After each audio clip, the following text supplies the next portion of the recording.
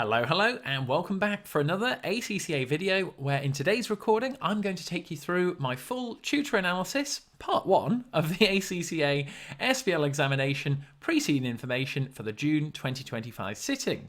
My name is James, welcome back, and you're here in the right place. If you're an ACCA student, as you can see above me, I help students out around the world as an ACCA member with my exclusive SBL notes, and if you'd like a copy of those, click the link in the description. You can download a copy yourself and you can follow it along with the video.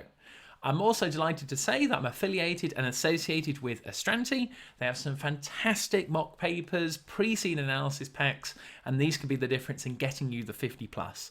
Again, I've linked those down below in the description of this video. And for pure transparency, as always on the channel, if you were to purchase anything using the links down below, I'd be entitled to a small percentage which goes to supporting the YouTube channel. So as always, a massive thank you. Let's get you in the 50 plus who are going to pass this examination, where we're going to walk and talk you through all of the information we were given in the pre-scene materials and what I'd be doing if I was in your shoes as a student.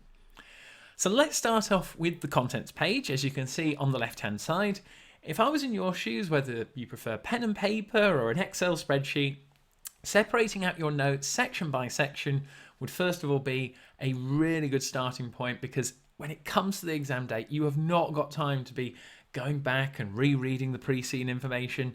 You've got about 20-30 seconds to quickly flick back to that particular area, reference a particular thing that you're looking at. Maybe it's a figure, percentage, what we'll go through in this video, and therefore applying it to the scenario and to the requirements on the exam day, and that is what is going to get you the marks. Key things you'll see as we go through the notes, everything is colour coordinated. There are lots of things that have bits of cross references on there.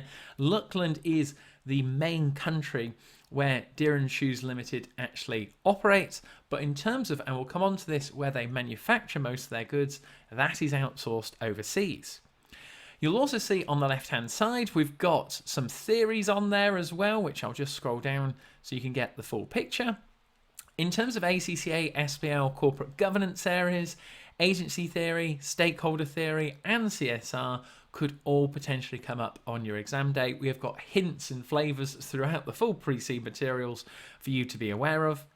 There are 20 professional skills marks that will relate to analysis, commercial acumen, communication, evaluation, and skepticism.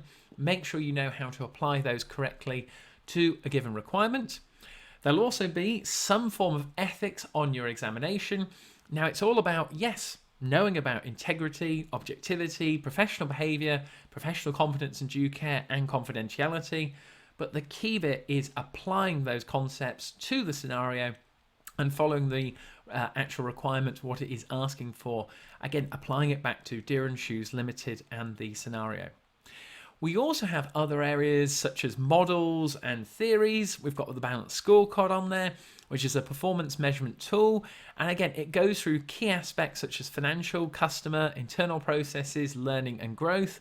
And based on the pre-scene information, we've seen aspects of all 4 areas, and therefore I would recommend that you put it down in your revision. The same goes for the 3 E's model. Again, linking back to what you have in terms of your syllabus areas and the tuition provider you've used.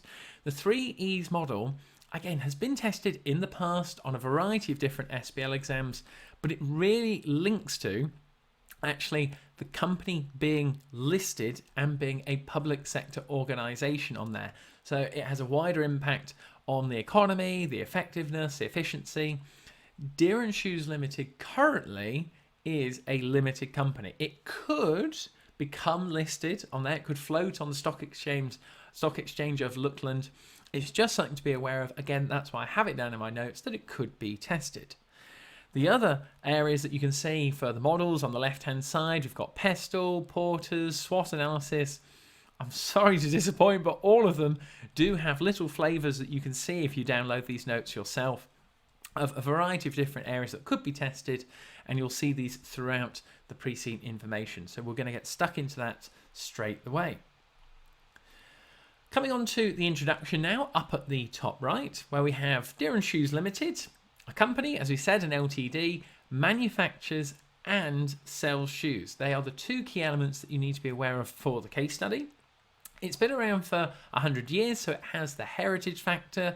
It's got good customer satisfaction in the past, and it is also currently the 4th largest shoe manufacturer and retailer in Luckland, the developed, politically stable country where it is based. So in terms of the model for Pestle, you've got a sort of political point you could refer to there, another economic factor. And in terms of the other competitors, so we have here that Dearn Shoes Ltd is the 4th largest, and that is 4 out of 5 who hold 45% of the market share. But that will become more self-evident as we go through the full preceding notes. Now, in terms of the shoe manufacturing and retailing industry in Luckland, this is where we get into the details you need to be able to apply on the exam day. So in terms of the organisations in the industry, that they manufacture adult and children's shoes on there in factories or smaller workshops to sell them to customers in Luckland via their own retail outlets and online stores. Export sales are made to customers in other countries via a distributor.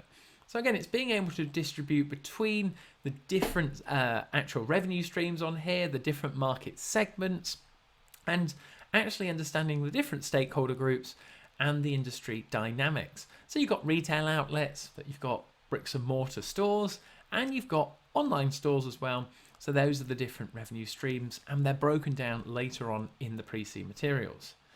Shoes were traditionally made from leather, but a variety of cheaper man-made materials have been developed and are now used extensively in shoe manufacturing. These materials include synthetic leather, which is made from a fabric base covered in plastic. So when we're looking and reading between the lines of the pre-C materials, that is a potential environmental factor for a pestle analysis, and it's really key that you differentiate between the two different types of shoes there, in terms of it being that we've got the leather goods and the cheaper man-made ones. In Luckland, revenue from the industry in 2004 was $3,750 million, with an average annual growth since 2000 being at 1.71%, and forecast average annual growth over the next 5 years expected to be 1.06%. So less future growth within the industry. Those are some key facts and figures that you need to be aware of come the exam day, as you've got to apply things back to the country of Luckland where Dearn Shoes operates. Now, coming on to those competitors, and we know that Dearn Shoes Ltd is the 4th largest shoe manufacturer.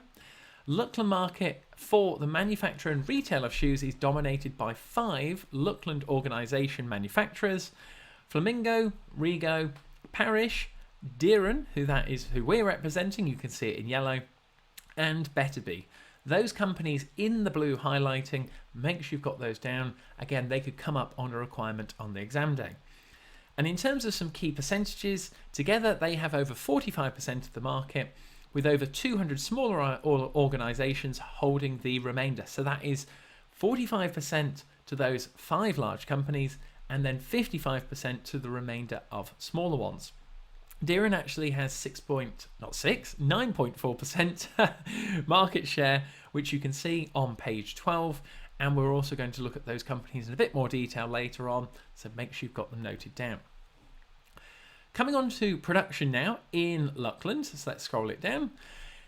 In Luckland, shoes are produced in 2 ways. These are key things for you to get down: either mass-produced techniques or they are handcrafted. Mass-produced, as it sort of does what it says on the tin, that is where they are of a lower cost, whereas if something's handcrafted, that is going to be more expensive. Dearn, for your notes, actually does both ways in what they produce and what they sell. And key thing here is you don't have to be a shoemaking expert, you've just got to have a good understanding about the production processes and how they operate and sell. Now, in terms of mass production, this is where shoes involved actually they use machines and almost all stages of the production process, although many of these machines need some human supervision or human operation. There are 4 main stages in the production process, whether they are produced using mass production techniques or handcrafting on there. So the 4 main stages we're going to be coming on to in a moment for it. But key things for you to note there, which I've just thought off the top of my head in terms of machines, you've got to think about capital expenditure there, and you've got the human supervision and operation linking into the social factors of a pestle analysis. There are some other models and frameworks like Porter's diamond model on there, which I've broken it down. We've got different factor conditions, demand, and relating supporting industries in the firm strategy. Again, it's a framework that explains how a country's economy can gain a competitive advantage. I don't have a crystal ball for your exam, but based on the pre-seen information, it doesn't come across as something likely to be tested. Whereas on the other hand, for Ansos's matrix, that's more of a strategic planning tool with the 4 stages of market penetration, product development, market development, and diversification, all screaming out for different areas of this shoe manufacturing business, and therefore I've got down could possibly be tested based on the pre-seen information. So now let's go down to those shoe manufacturing processes where we've got the 4 different stages. Again, as I said, you don't have to be a major expert on this. Just know that we have the first step of cutting, the next stage of stitching, the stage 3 of lasting, and the final 4th stage, as you would imagine. The products are done and quality checked and they are finished. Now the key details here, which are super important for you, are that this is what Dearn used to be. So Luckland-based manufacturers traditionally produced all of their output in Luckland. You'll see later on in the recording that actually Dearn have moved some of their operations overseas and they've outsourced it to a third party. With the advent of mass production techniques, so with the arrival of these techniques and the development of man-made materials over the last 20 years, a number of other countries have expanded their shoemaking and manufacturing industries to take advantage of the lower production costs which these countries offer. Some Luckland-based manufacturers, like Dearn on there, of mass-produced shoes have transferred some or all of the production to third-party manufacturers in these countries. So if you have a little scroll down or if you've downloaded the notes, go to page 7. And this is where you'll see that Dearn has transferred most of the manufacturing to Totland, and they have lower costs, and that is the main reason for transferring the manufacturing overseas. Now, speaking of costs, you have the likes of if a shoe is handcrafted now. And this involves better quality if it is handmade, but still involves some machines involved in the process. And because it involves more human interaction in the actual process of making the shoes, they have higher costs to actually produce them. So handcrafting involves, as you would imagine, the same 4 stages as mass production, but the shoes are produced using skilled labour to carry out by hand some of all of the tasks performed by the machines within a mass production environment. For example, the sewing together of parts of the upper. Handcrafted shoes are usually made from leather rather than man-made materials, so a bit more expensive, and are admired for their very high quality and craftsmanship. They are more expensive to produce than mass-produced shoes because of both the high quality of the leather and the higher proportion of skilled labour used to manufacture them. They are therefore sold at a higher price than mass-produced shoes. So the 2 increasing cost factors you need to be aware of are the high quality of the actual goods and the cost of labour associated with it. And then in terms of the actual handmade shoes, they are not outsourced. This is a massive, massive point for you to get down on here. So the production of handcrafted shoes has not been transferred to third-party manufacturers in other countries, in other words, outsourced, and they continue to be manufactured in Luckland. What are we getting on here for the last final part is we have different types of shoes. There are 4 types of shoes manufactured and sold in Luckland. Now, Dearn actually manufactures and sells all 4 of them, but the key major thing for your notes to get down is that the formal shoes are the first type of shoes. They are the only ones that are handcrafted, smart shoes for adults and made of leather. That's why you can see in my notes key points that only formal shoes are the type of shoes that are not mass produced on there. You've got the semi-formal, casual and children's. That are the ones that are mass produced. And that nicely takes us up to the end of our part 1 on here before we'll get on to market structure for the next recording. I hope you found today's recording helpful. Be sure to like and subscribe so you don't miss out on part 2 and the other videos on the channel. So click the link above, it will take you to the next video in the series, and if you'd like a copy of these exclusive notes, click the link down below in the description, along with checking out those Astranti mock papers and pre-seen packs. So thank you very much.